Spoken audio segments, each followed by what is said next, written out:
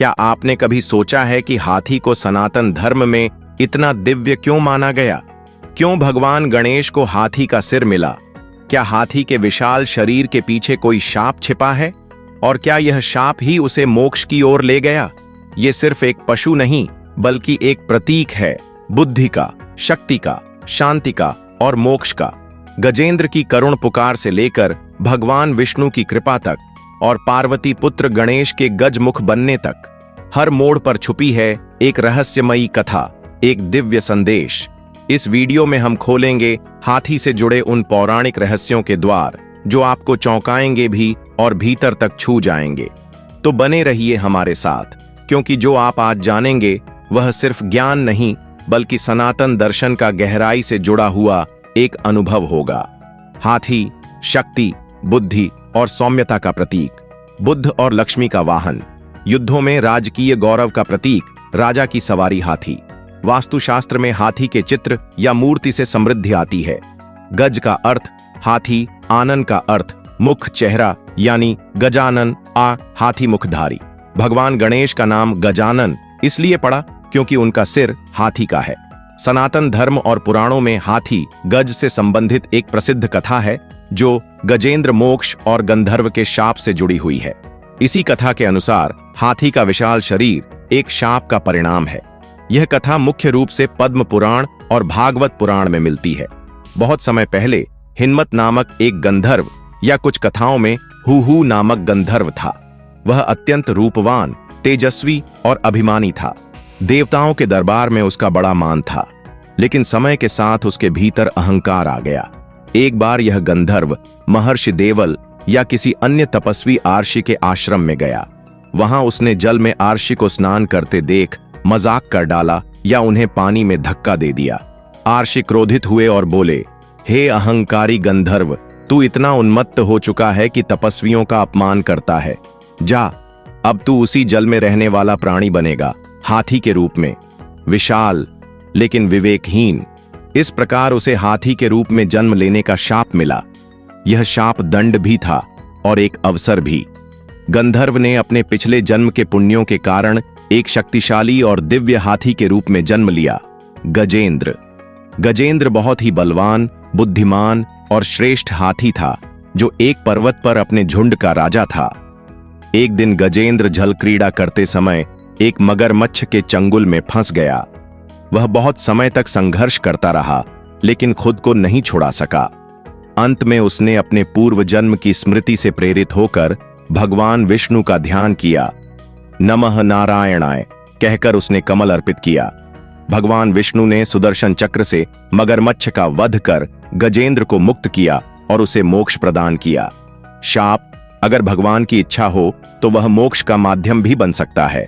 यह कथा बताती है कि विनम्रता, श्रद्धा और भगवान पर आस्था से मोक्ष संभव है। गज का विशाल शरीर उस अहंकारी गंधर्व के लिए एक सीख और साधना का अवसर बना। एक बार की बात है, माता पार्वती ने स्नान के समय एक बालक को अपने दरवाजे पर प्रहरी के रूप में खड़ा किया।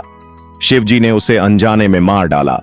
पार्वती के रोने पर शिवजी ने ब्रह्मा से कहा, जो पहला प्राणी दिखे उसका सिर ले आओ।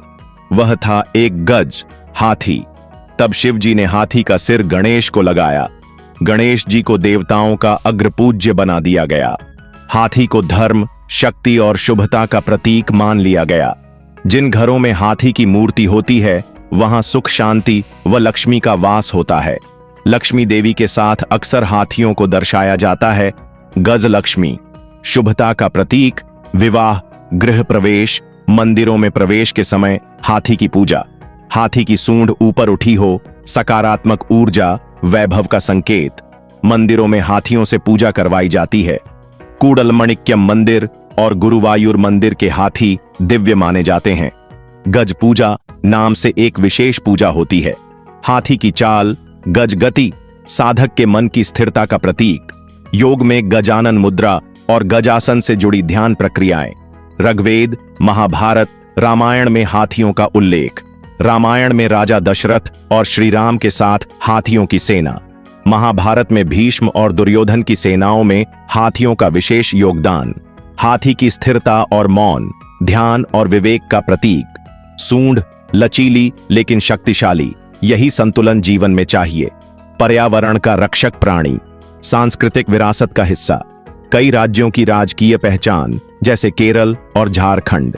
गजानन सिर्फ एक देव नहीं बल्कि एक जीवन दर्शन है। हाथी शक्ति और शांति का अद्भुत मेल। उनके माध्यम से हमें मिलता है जीवन में संतुलन, संयम और समर्पण का संदेश।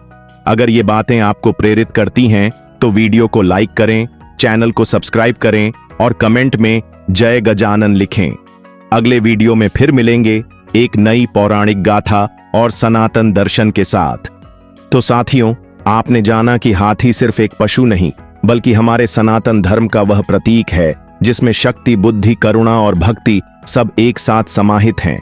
गजानन की कथा हमें सिखाती है कि हर शाप में एक वरदान छुपा हो सकता है और हर संकट ईश्वर की ओर लौटने का एक अवसर हो सकता है।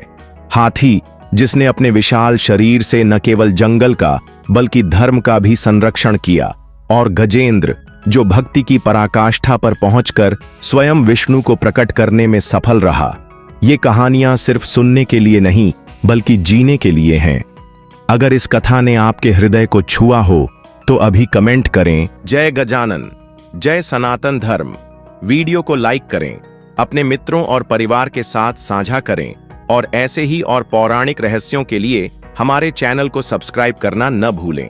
अगले एपिसोड में मिलते हैं एक नई सनातनी गाथा, एक नया जीवन दर्शन और ईश्वर से जुड़ने का एक और पवित्र मार्ग लेकर।